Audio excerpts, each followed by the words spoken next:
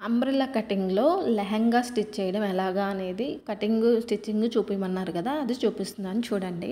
And అలాగే frills add చేయడం కూడా ఇందులోనే మెన్షన్ చేస్తా. అంబ్రెల్లా కట్ లెహెంగాకి 4 మీటర్స్ క్లాత్ పడుతుంది. మంచి గీరా వస్తదనమాట. వీడియోలో కనిపిస్తున్నట్టు కింద నెట్ కూడా యాడ్ చేయాలి అంటే 10 మీటర్స్ క్లాత్ అయితే పడుతుంది. నెట్ ఫ్యాబ్రిక్ 4 మీటర్స్ క్లాత్‌లో ఒక 5 ఇంచెస్ క్లాత్ ఏదైతే ఉందో దానికి బార్‌కి వచ్చిన ఈ విడ్త్‌లో ఒక 5 ఇంచెస్ క్లాత్‌ని తీసి పక్కన పెట్టుకోండి బెల్ట్ కోసం. మిగిలిన 4 మీటర్స్ క్లాత్‌ని 4 లేయర్స్ కింద మడత పెట్టి ఇలా పరుచుకోండి.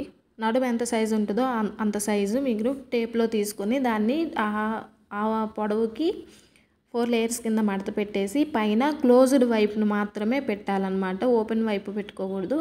పైన ఉన్నదాన్ని అలా క్రాస్‌గా పెట్టేసి క్రాస్ తీసేయాలన్నమాట. అండ్ పొడవు ఎంత ఉందో అంత పొడవు పెట్టుకొని అలా క్రాస్‌గా అంబ్రెల్లా కట్ లాగా మొత్తం కట్ చేసుకోవాలన్నమాట. ఒకవేళ ముక్క కనపడితే ఆ మిగిలిన క్లాత్‌లో అటు పక్కన పెట్టుకొని దాన్ని కట్ చేయాలి.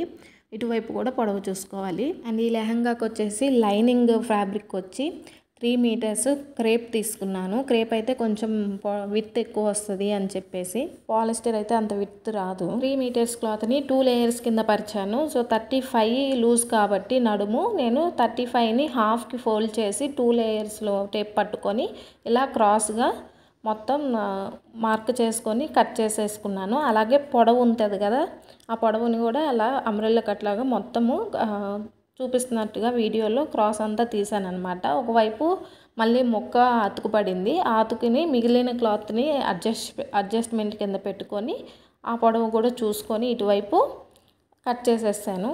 లైనింగ్కి ఖచ్చితంగా ముక్క అనేది అతుకుపడిద్ది.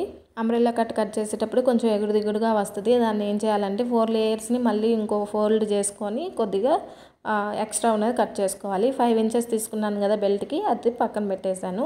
ఫస్ట్ అయితే ఏవైతే అతుకులు పడ్డాయో ఆ అతుకులన్నింటినీ కూడా ఫ్యాబ్రిక్ మీద పెట్టేసి మెయిన్ ఫ్యాబ్రిక్ వచ్చేలాగా పెట్టి అతుకేసేసాను. అలాగే బెల్ట్కి కూడా లైనింగ్ పెట్టి మొత్తం అతుకైతే వేసేసా. 35 ఇంచెస్ ఉంది కదా నడుము, అప్పుడు 37 ఇంచెస్ తీసుకొని పొడవు అటు సైడు ఇటు సైడు ఫోల్డ్ చేసి కుట్టేసుకోవాలి. అండ్ ఆ తర్వాత మెయిన్ ఫ్యాబ్రిక్కి లైనింగ్ ఫ్యాబ్రిక్ని నడుము దగ్గర యాడ్ చేశాను అనమాట. బెల్ట్ వేయాలి కదా, అందుకని చెప్పి జారిపోకుండా యాడ్ చేసుకొని ఆ తర్వాత బెల్ట్ని యాడ్ చేసేసాను. కట్ లెహంగా అయితే చాలా తొందరగా అయిపోయింది. అయితే కటింగ్ మాత్రం కొంచెం నీట్గా చేసుకోవాలి కింద, లేదంటే పైకి కిందకి వస్తుంది. లెహంగా కుట్టేటప్పుడే సైడ్స్ ఉంటాయి కదా, అటు ఎడ్జు ఇటు ఎడ్జు పైన బెల్ట్ యాడ్ చేయకముందే మనం సైడ్లో కొద్దిగా మడత పెట్టి కుట్టుకోవాలన్నమాట. ఆ కుట్టుకున్న తర్వాత చూపిస్తున్నాను కదా అలాగా.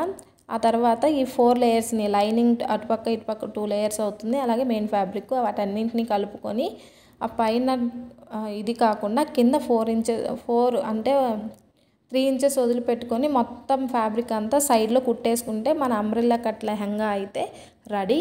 దీనికి మళ్ళీ నేను నెట్ ఫ్యాబ్రిక్ని 10 మీటర్స్ తీసుకొని దాన్ని అంతటిని ఒక 7 ఇంచెస్ పెట్టానులే నేను.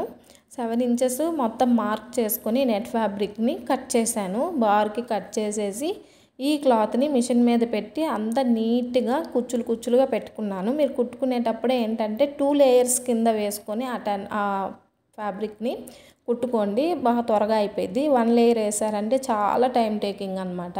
ఇలాగా మొత్తం కూర్చోబెట్టేలోపు నాకు 10 మీటర్స్ దీన్ని లేయర్స్ కింద కట్ చేసి అంతా పెట్టుకోవడానికి 2 అవర్స్ టైం పట్టిందనమాట.